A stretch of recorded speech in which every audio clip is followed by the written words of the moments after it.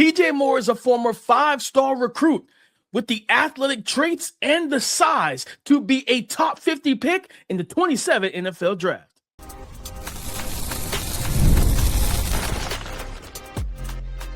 You are Locked On NFL Draft, your daily podcast covering the NFL Draft. Part of the Locked On Podcast Network, your team every day. Well, welcome back to the Locked On NFL Draft Podcast. I'm Damian Parson, and today's episode is brought to you by FanDuel. Join all the action at FanDuel.com to play daily dingers and make your free pick on who's hitting a homer this MLB season. And on today's episode, I'm breaking down one of Clemson's dynamic duo at wide receiver, TJ Moore, 6'3", 200 pounds. I'm going to explain my grade for him, throw out some body comps and play style comps, talk about the concerns with the former 5-star recruits game. But as always, we start with the pros, and I just said it. Listed as 6'3", 200 pounds, former 5-star recruit for the Clemson Tigers, coming off a season with 52 catches, 837 yards receiving, 4 receiving touchdowns. TJ Moore is a prototypical Z outside receiver. Again, he has the size in terms of the height, the weight. We're going to talk about the weight, whether he's listed at 200 pounds. I could probably see him being 195, but I wouldn't be shocked if he actually is 200, if he's a legit 6'3". But this young man gives you the athleticism. He gives you the size, the tools that you really look for in an outside wide receiver. Some of the things I really appreciate about his game, this is a high football IQ player, right? He is smart. He's intelligent. He has good coverage recognition. You're talking about running in breakers, out breakers, hitches, understanding leverage, right? As a route runner, just that IQ is going to allow him to be successful in the NFL if he's given the opportunities. TJ Moore does a good job of, if you're playing off as a DB, and he identifies, okay, you're bailing out of here. You're playing deep thirds. This cover 3, or you're in a back pedal from 7-8 yards off, probably cover 4, right? Not a true man-to-man situation. He's able to run his routes and attack those. What I call, he's a grass finder, right? He finds open grass, open turf that's unattended. There's nobody else is there, right? He does a good job of that. So that coverage recognition, the football IQ of leveraging and all that stuff, it ties into his abilities as a route runner. TJ Moore is a good route runner, especially for a taller wide receiver listed at 6'3". This is a guy, I love how he's able to, you always hear me talk about making everything look like a fade or a go ball until it's not. He is so good at manipulating defensive backs. If you give him a free release, if you're playing off coverage, TJ Moore is outstanding at being at firing off the ball, right? Because he's listen, there's no restrictions. So he's not, impeded. He comes off the ball, he fires off the ball, right? Heads down, chin tucked, arms just powering through, right? Makes it look like he's gearing up to run by you, right? He's trying to get even with you so then he could try and leave you. And then he's got at his size, at his height, listed height, he's able to stop without taking 6-7 steps, right? Like we see those guys where it's like, people critique route running and receivers like, oh, on his stop routes, on his curl routes, on his comeback routes, it took him 6-7 steps, right? Understanding that everybody, like when you got a lot of leg room, like you got long legs, it's a little bit harder to stop on a dime and work back down the stem. But he does, that's something else that I do. Like he works back down the stem, or he works back to the football, right? He's not somebody that runs a comeback route, an outbreaker, and just wait for the ball to hit the number one, the middle of the number 1 on his jersey. No, he extends with the hands, extends with the arms, right? So as a route runner, he sells verticals well, sinks his hip at the apex of his route, at the breaking point. And whether it's a comeback route, curl route, stop route, whatever, or an outbreaker, an in breaker, he's really good about it. Not only that, though, you see the ability to stop and start and then gear up and run past the guy, right? And everything. We're going to talk about a little bit later, how like is he an overall dynamic or explosive athlete or starter? We'll talk about that, a little bit later. But right, in this moment, man, just talking about what he brings to the table, I really like this young man's game, right? Because he can create separation against man coverage. If you're playing off man coverage, he can create separation, right? He's got a big catch radius, a good catch radius, good frame. Okay, he improved his drops because per PFF, I believe it was last season, he had. I'm looking it up now. I believe he had about. Let me see. He was charted for 5 drops. Yes, 5 in 2024. In 2025, PFF had him charted for only 2 drops. So a drop percentage that went down and declined from 10% to 3.7%. That's a significant improvement, right? And I believe it was the SMU game I was watching. He ran a slant route and everything. And there's the corners playing off. The corners playing upfield. He's playing off coverage. You got safety kind of like in the robber technique in essential, or he's kind of low hole working in the robber. And he runs the slant, right? And you got both the safety triggers and the corner triggers. The ball, because I believe it was off of either RPO or play. So it might have been the RPO glance route, if I remember correctly. But it was the supposed starter for this year, Christopher Vizzina.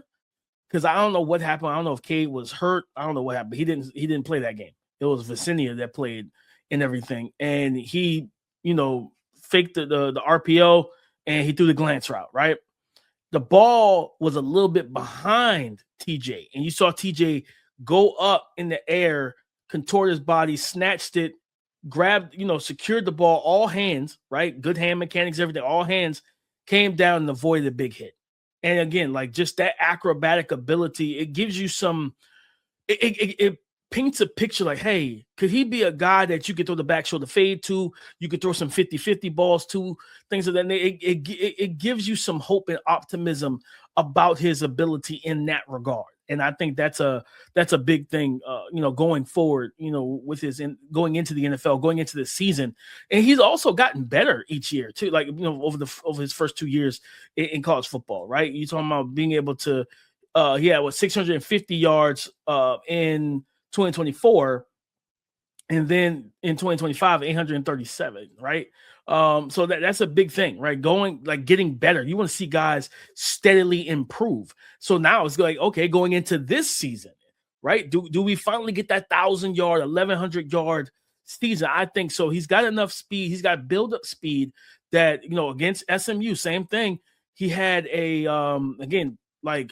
his best game of the season was not with Cade Klubnik. It was with Christopher Vizzina, which also gives me more optimism going into this season, which I'll talk about a little bit later towards the end of the show. But looking at TJ Moore and in that SMU game especially, right? Because, he dealt with, I think, Mansour Delane a lot against LSU and everything. So that was not the best situation, having a lockdown corner on you. And then just the offense was not great in overall. But I think it was the Syracuse game first. Targeted 16 times against Syracuse. He had 92 yards. Against North Carolina, he had 108. SMU, he was 5 of 7 for 124, 2 touchdowns. Against Duke, he was 2 of 4 for 92 yards. Against South Carolina, 6 of 9 for 101. And then in the bowl game against Penn State, 6 of 9 for 83. This young man, when they target him and give him the opportunities, he can make things happen. He can make plays. But in that SMU game, those 2 touchdowns, the first one was off coverage. He runs a post route. And you see him get that hard plant as a route runner. I love guys who their footwork is violent. It's sudden. His ability to stay square. And then once he gets close enough to you, you see the head fake, the shoulder fake, that outside foot smacks the ground, and then he suddenly just cross face. And then he's wide open on the post route. And Vizzina brought a more explosive element. He was not afraid to push the ball down the field. And I think that's going to be something to watch this season with him and Brian Westco and everything, the other wide receiver. But TJ Moore, that was the first one. The second one was, I think, was a double move. It was a stutter and go. He wins. The ball was a little bit outstretched in front of him, and you saw him. It was kind of like on college football 27. Just an outreach, one-hand grab, caught it in stride, tucked the ball in, and finished the play, man. There's athleticism here. Route running, strong hands. IQ. There's a lot to like about TJ Moore, guys. There's a lot to like about TJ Moore, the 6 foot, listed at 6'3", 200-pound outside receiver for the Clemson Tigers. But coming up next, I'm going to talk about some of the concerns and why dynamicism may be something that could limit his ceiling in the NFL. We'll talk about that coming up next. The Locked On NFL Draft Podcast is brought to you by FanDuel. Baseball fans, if you think you know who's hitting a home run today, FanDuel is giving you a free chance to call your shot with daily dingers. It's easy to play. Just make your free pick for who you think will hit a home run in their game. If you're right, you'll receive a profit boost to use on your next bet for a chance at extra winnings. Best of all, you can make a free pick every day throughout the MLB season. Daily dingers is another fun way to stay engaged with every day's games, whether you're following your favorite team or keeping an eye on matchups across the league. Sometimes it's a hitter who's been on a hot streak, a favorable pitching matchup, or even a ballpark that tends to give up home runs. Those are always the first things I look at before making my daily dingers picks. So are you ready to play your game today? Join all the action at FanDuel.com. That's FanDuel.com to play daily dingers and make your free pick on who's hitting a homer. Play ball and swing for the fences on FanDuel, an official partner of the MLB. Breaking down the concerns for TJ Moore, listed at 6'3", 200-pound wide receiver for the Clemson Tigers. I talked about it. I don't see a dynamic or explosive athlete at the start. I feel like I said it earlier. I believe he has more build-up speed. If you're talking about a guy that's giving free releases and things of that nature, he's going to be able to gear up quickly, right? Reach top speed quickly, without being in, just no restrictions, no hurdles, no nothing in front of him, no defender. If you're playing 7 yards off and he's got 7 yards to gear up, he's going to reach top end speed and he's going to be able to get even with you and then be able to stretch the field vertically, right? Especially if he catches you in a back pedal or if you underestimate that give him that free release, he's going to be able to get up on you. And if you don't flip your hips and your feet are like you got dead feet or your feet are stagnant, right? Like you're flat-footed, yeah, he's gonna be able to run by you. Okay, he's gonna be able to absolutely run by you.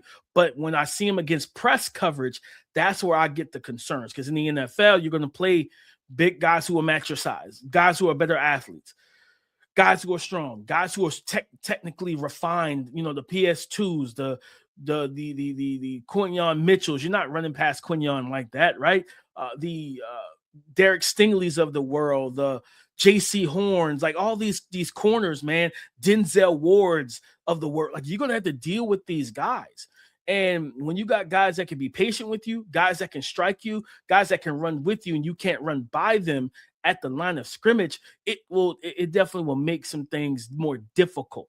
So not being I don't see an overly dynamic or explosive athlete when I look at TJ Moore.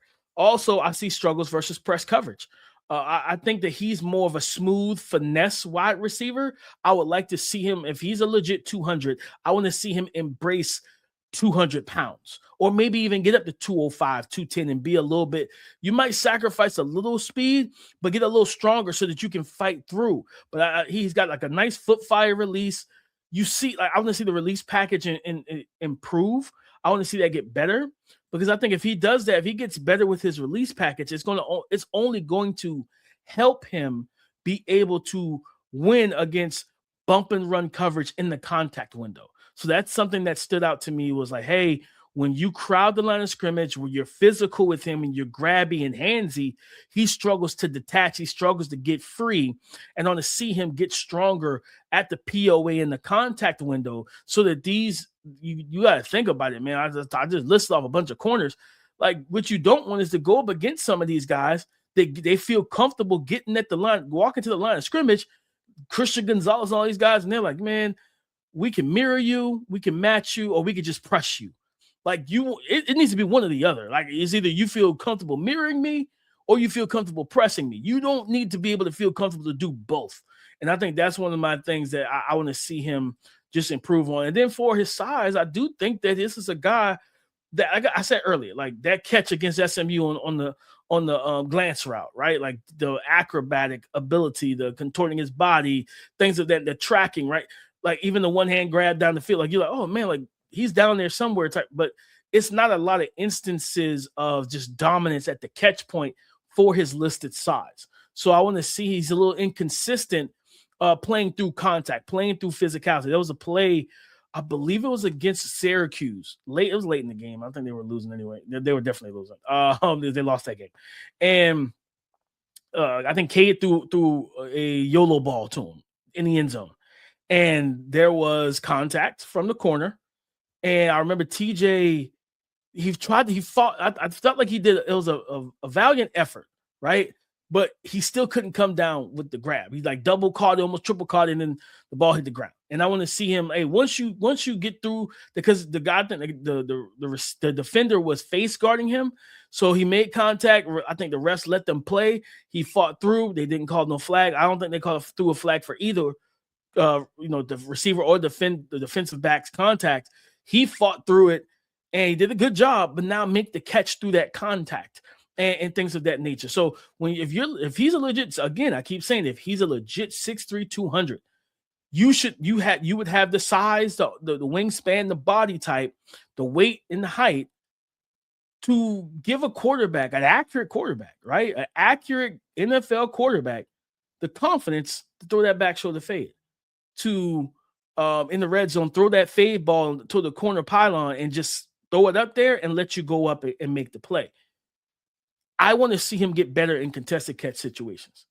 I think he can be. I think he has the physical ability, right? The leaping ability, the strong hands, the ball trap, like all that's there. I think now it's a mentality thing of playing through physicality, playing through contact, and just like embracing being physical, right? Like, hey, if they're going to make contact with you.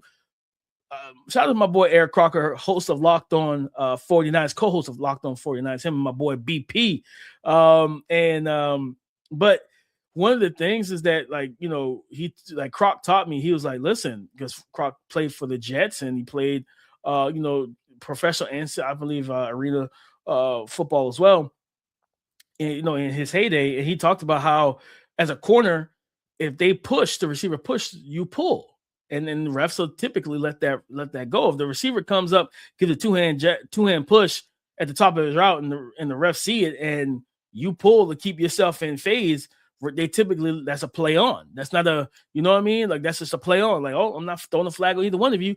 You pushed, he pulled. It's even, right? So they just let it roll. Right? If you push and he falls back, and it's clear as an OPI, or you pull because you just got your butt whooped with the route, then yeah, they're gonna throw a flag. So he would always say, "Hey, they push, you pull." And he trains and coaches. I believe he's still coaching in high school, coaching high school football and everything as well. So one of the best defensive or quarterback minds that I've ever met that I know. Shout out to my boy Croc. And so my point is, it's just like for a receiver, if they make that contact, you can fight through it without getting an offensive, OPI, offensive pass interference penalty, right? Plus in the NFL, they favor receivers anyway. So you can give a chicken wing. You can fight through contact and not be called. They're actually going to probably call it on the DB 9 times out of 10 because the NFL cares about fantasy points and betting and offensive scoring points. And, that's why we are where we are today in football. But nonetheless, that's what I would with TJ Moore and everything. I want to see him just, hey, embrace playing strong, increasing that strength, fighting through contact, playing through contact, making more collision contested grabs. I think if he's able to do that, it's going to put himself in a really good air in terms of, hey, your ceiling could definitely be higher. And you could be potentially a wide receiver 1 because I talked about all the good things that he brings. Now it's all about improving technique, getting stronger, being more physical. And I think that's going to help him out a ton overall, help him out a lot. But definitely want to see these things, things I'll be watching going into the 2026 college football season. But coming up next, guys, we're going to explain the grade for Clemson's 6'3", 200-pound wide receiver TJ Moore, former 5-star former 5-star recruit out of high school for the Clemson Tigers. I'm going to break down my grade, give you some NFL comps that come to mind, all of that and more coming up.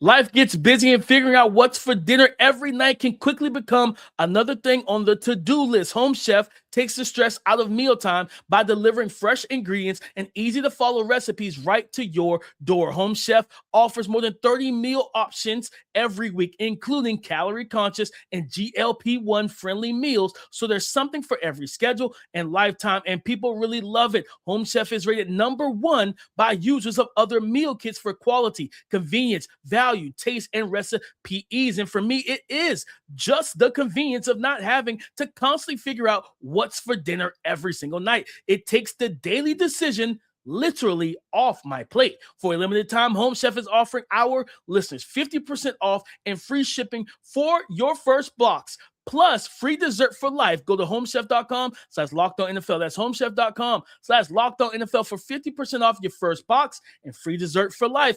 Homechef.com/LockedOnNFL. Must be an active subscriber to receive free dessert. Thank you for making Locked On NFL Draft your first listen of the day. And thank you for making the Locked On Podcast Network the #1 sports podcast network in America. It's all because of you, our everydayers. Explain the grade for TJ Moore, 6'3", listed as 200 pounds for the Clemson Tigers. My grade for TJ Moore, I gave him a second round grade, early to mid second round grade. I have him as a top 50 pick right now. He's in the top 50 for me, and I think that's the grade I want to give. I can see him being a top 50 pick in this class just off of what he's put on tape the first 2 years of his career. Because again, going from 650 or so to 837, almost a 200-yard jump, and his receptions did not increase. He didn't go from 25 receptions to 75, 80 receptions. No, that's not what he did, right?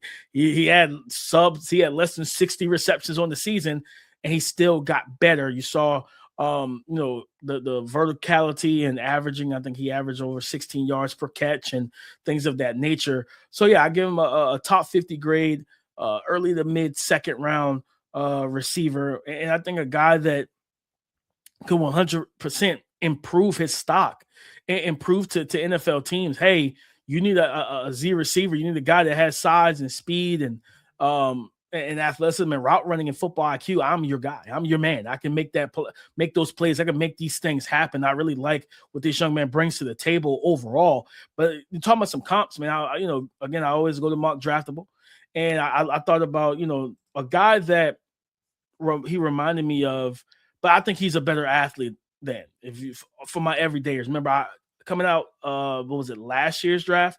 Trey Harris, the 2025 NFL draft. Trey Harris out of Ole Miss, 6'2", 204, right? This is granted, he's listed at TJ Moore is listed at 6'3". Maybe he is 6'3", maybe he's 6'2".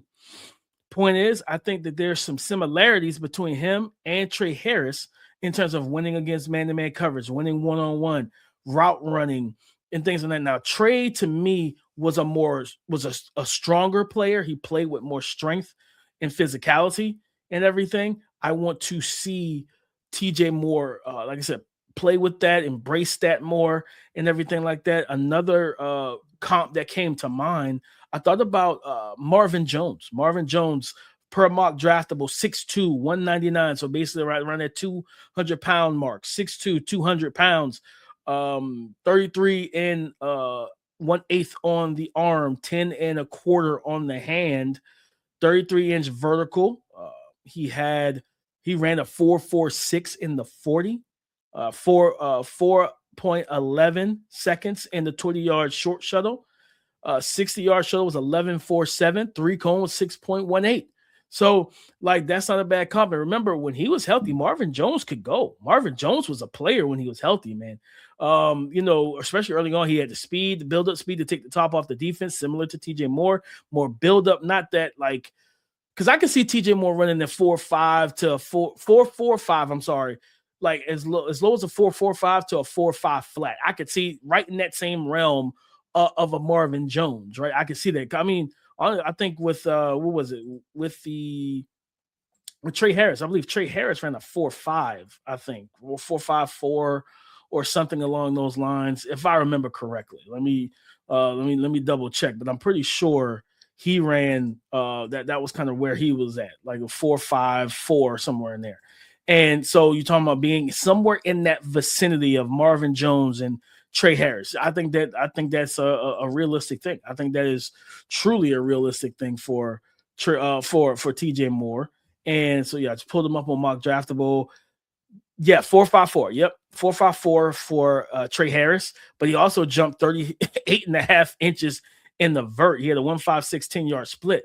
So yeah, like build up speed, strong guy that can go up and get the ball. When we saw that in college. Jackson Dart trusted Trey Harris in those YOLO ball situations, and he made those plays happen, right? But he doesn't have the speed to burn you off the line of scrimmage and everything like that. So I think just improving the release package, smooth route runner, sudden route runner, crisp route runner for his size, a guy that can break and stop, start, and get in and out of his cuts very well, can run a variety of routes too, double moves, again, outbreak, slants, crossers, understand how to run. He does a good job running. If you're in man-to-man coverage and mesh concept, he'll run and angle his shallow cross like properly to run his DB into traffic to pop free for the quarterback, right? So shallow crossers on mesh concepts and things of that nature.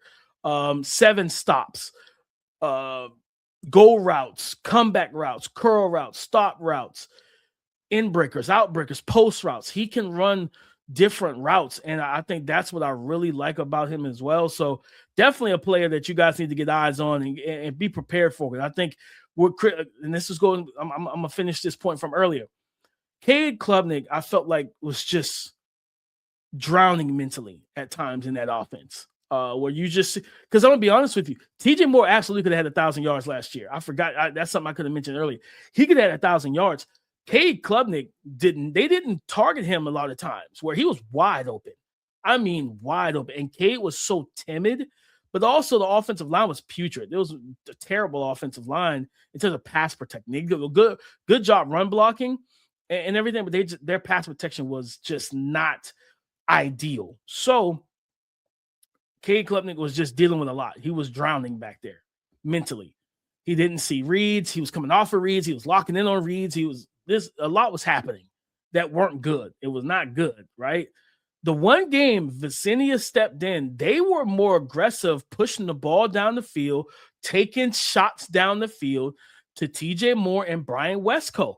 And for me, I think that spells good tidings and good vibes going into 2026, which the college football season kicks off in a couple weeks, right? I think that's a good thing if you're a Clemson Tiger fan. I think if Vizzina is your starter, you feel good about with TJ Moore and his size and his speed, build up speed. Brian Westco, and talk about him on tomorrow's show. Just letting you know I'm getting into his bag and his game and why. Yeah, we'll talk about it tomorrow. We'll talk about it. But the point is that with Vizzina, watching him in that SMU game, he was not afraid. He processed better than Cade. He got off of reads quicker. He went through his progressions quicker. Right? He was just quicker. It was just like a sprinkler, like tick, tick, tick, throw. Like, okay, he's not open. Move to the next read. Like Cade was like, oh, he's not open. I'm gonna wait for him to get open, or he's not open yet, so I'm gonna come to the next read when you should have just stayed there because he's about to be open immediately or really quickly after you come off the read. Now you just missed the open wide receiver because you're scatter shot in the pocket, right? So I think Vizzina could be a blessing in an unknown blessing for the Clemson Tigers passing offense, because if he keeps that processing, if he keeps that that mental quickness, but also keep that vertical passing aggressiveness, man, we could see a legit career year from TJ Moore and potentially Brian Westco. And this passing offense could look the best it has in years. I mean, in years for the Clemson Tigers. But guys, that's my scouting episode talking about and breaking down Clemson wide receiver TJ Moore, explaining the grade, the comps, and why the quarterback situation and change could end up giving him a career season. Talk about the concerns earlier, and I kicked the show off talking about the pros. But as always, go subscribe and follow for free on YouTube or wherever you listen to podcasts to get the latest episode as soon as it is available. I said it earlier, I'm going to say it again. Coming up on tomorrow's show, Clemson fans, NFL draft fans, stay tuned. Bryant Wesco, the 4-star recruit, came in the same class. Both of these guys are true juniors. TJ Moore, 5-star. Bryant Wesco, 4-star. But is Bryant Wesco a better NFL draft prospect? I'll tell you about that on tomorrow's show. So come and join the conversation again tomorrow on the Locked On Podcast Network, your team every day.